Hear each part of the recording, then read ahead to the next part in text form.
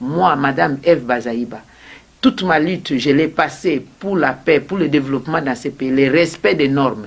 Je ne permettrai jamais, alors jamais, à quiconque de violer la Constitution. Et M. Kabila, qu'il pleuve, qu'il neige, il ne fera pas son 3e mandat.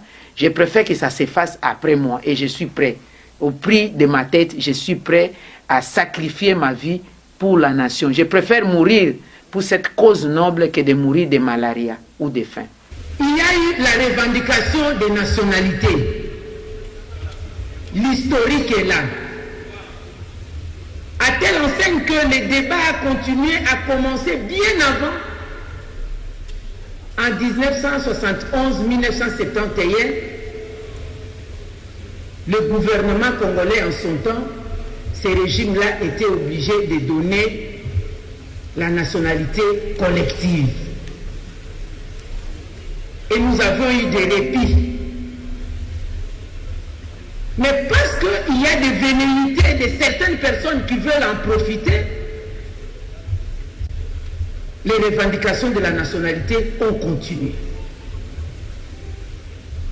Je vais vous épargner de toute la litanie. Nous sommes des parlementaires, nous sommes des politiques. Vous connaissez l'historique de notre pays.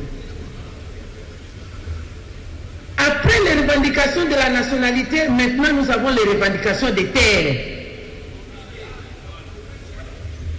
Les compatriotes qui réclament des terres pour être à l'aise, pour se sentir appartenir à la République démocratique du Congo.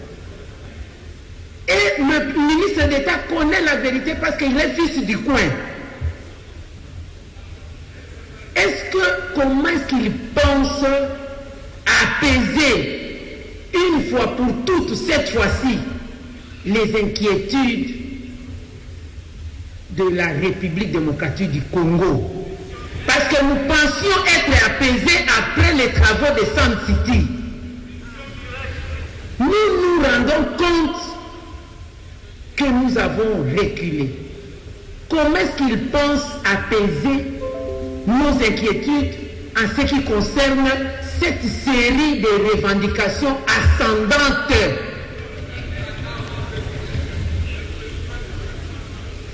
La nationalité, la terre et après. Pourquoi? Parce que après cette installation, même s'il se dédouane, mais la campagne autour de la question du Minembwe, vous avez suivi la campagne, les spots, les clips. Mais nous ne sommes pas dupes. Comment est-ce qu'il peut nous rassurer? Parce que même dans les chansons, il est immortalisé pour avoir réussi à gagner un pari. Et qu'on l'attend à un autre pari. Moi, j'ai suivi les réactions négatives par rapport à cette commune à Fizi. Il y a eu des marches, il y a eu des déclarations de Bami, il y a eu la déclaration de l'évêque. Veuillez atterrir, honorable. Il y a eu la déclaration des habitants. Les Bami, les chefs coutumiers qui ont fait cette déclaration ne comptent pas non plus. L'évêque qui a parlé ne compte pas non plus. Alors pour qui on est en train d'installer cette commune? Pour quelle population?